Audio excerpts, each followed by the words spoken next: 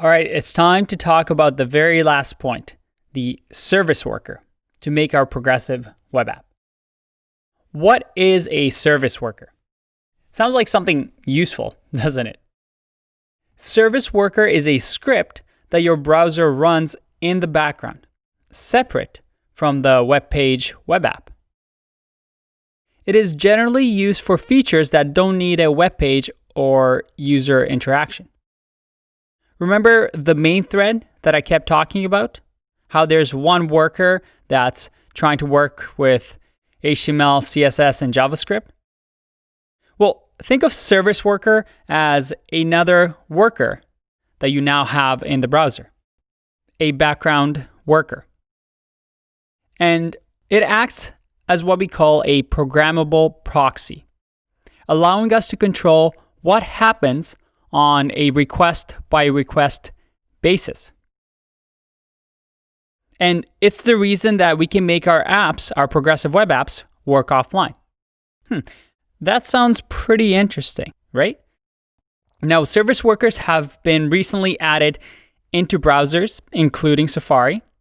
And besides offline experiences, it also helps with background syncs and push notifications. But we're only going to talk about how Service Worker allows for offline experiences because that's its main feature. And things such as background sync and push notifications are still fairly new and best practices are still forming around them. I'll leave resources for you to explore this further if you're interested in those topics.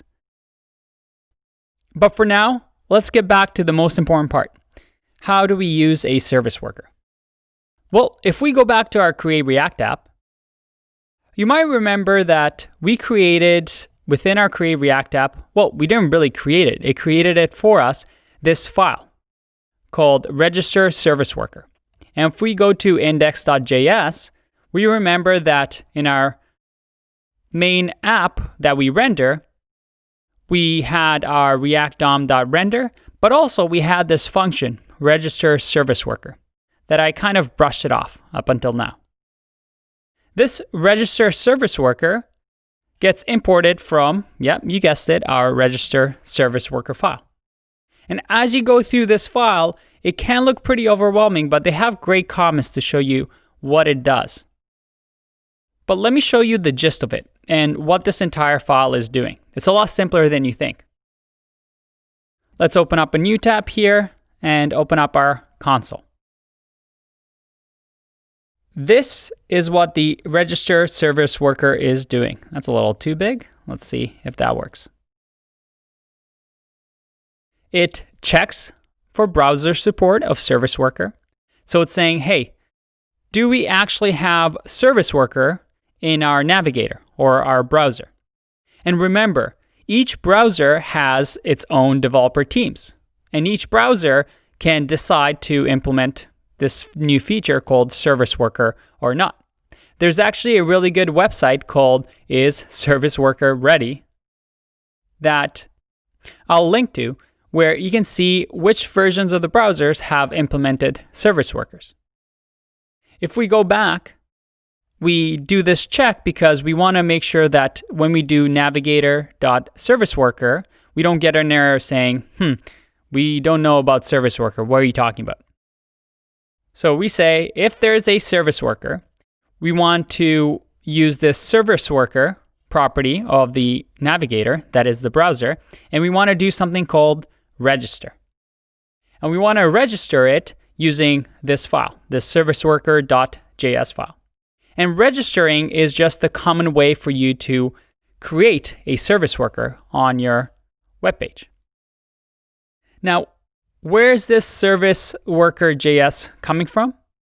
If we go back to our app, this service worker.js is getting created from this file in our build folder. When we run npm run build in Create React app, we see that we now have a service worker.js file. And it's minified, so it's really, really hard to read. But all it's doing is running the default registration of the service worker that you can pretty much grab anywhere online.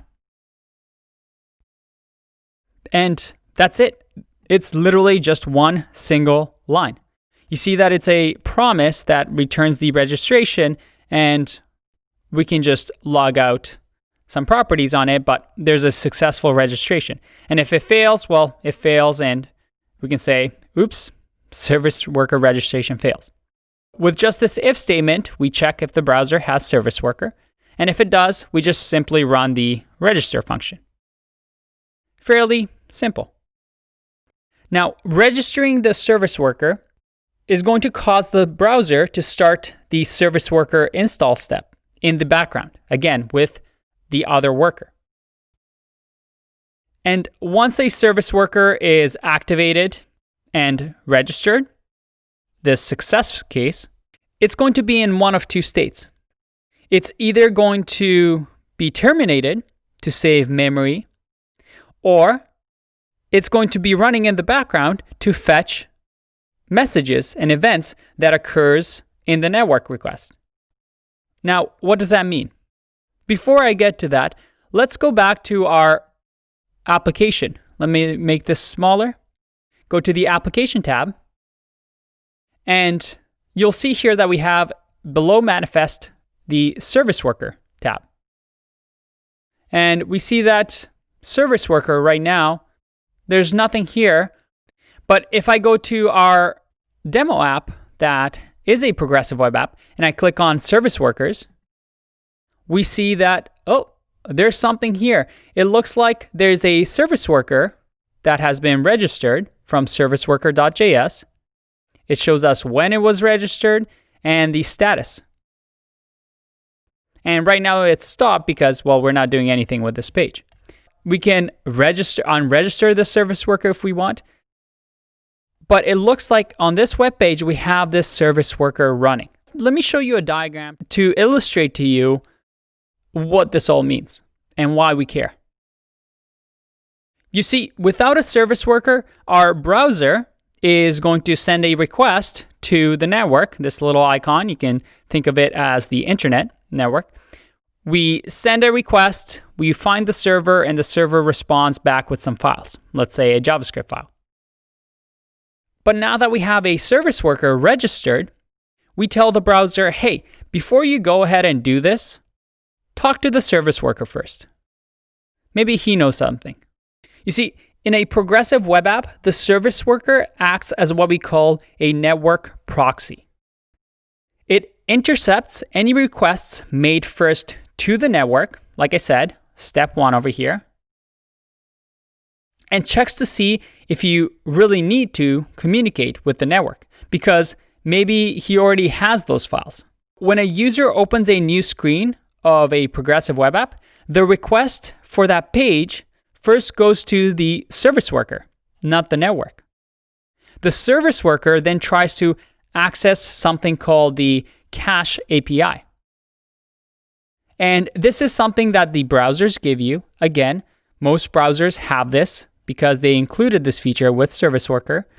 And this Cache API is kind of like a box where the browser stores files, such as JavaScript files, CSS files, any static files. It could be images. It could be anything you want. The worker tries to access, check the box and see, is whatever I'm requesting inside of this box? If the content is available, then we'll get the new page through here and the service worker is going to return the page.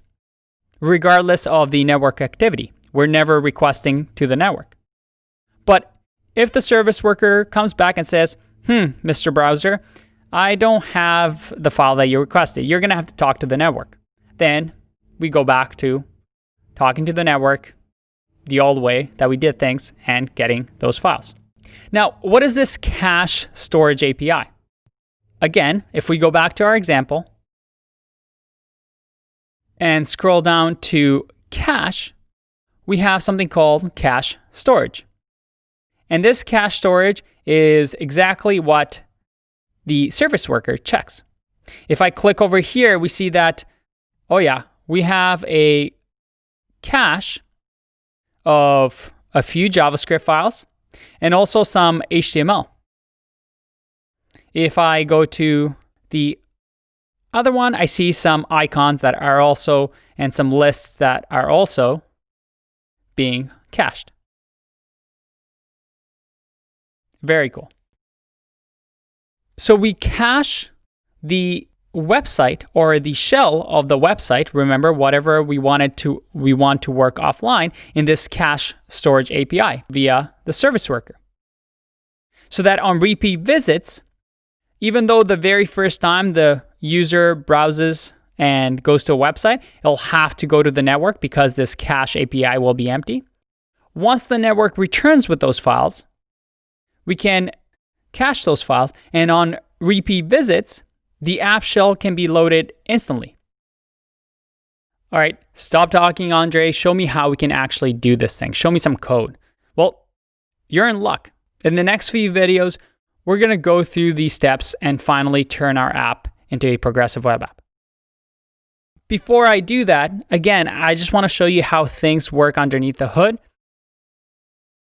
If we go back to our Create React app, I wanted to show you how this would work before Create React app implemented service workers.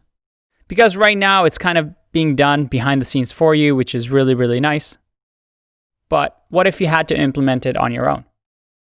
It's actually quite easy, and you can look at this page that I'm going to link to show you what you would have done. If you go over here, we see that all we needed to do was download something called Service Worker Precache. And in our build step, where we say React scripts build, we would just run this command, the Service Worker Precache with config of this file. Kind of similar to how Webpack config worked. So we give it this configuration file. In our index.html, we do the classic if service worker exists in the browser, we're going to register the service worker. We have our manifest file that we add. And then finally, with this package that we installed, SW Precache, well, here all we're doing is setting up the config, telling it that we want to use the build folder, and I want you to put in the cache any file that's an HTML file, and any JSON files or manifest.json file, and anything in the static folder. And we're going to use the serviceworker.js file path. That's it. And if you remember, in the static folder for Create React app, we have our CSS, JavaScript, and some media files. How simple is that? Very, very cool. Again, remember, we're just using the tools that browsers provide for us to make our websites faster. That's it for now. I'll see you in the next one. Bye-bye.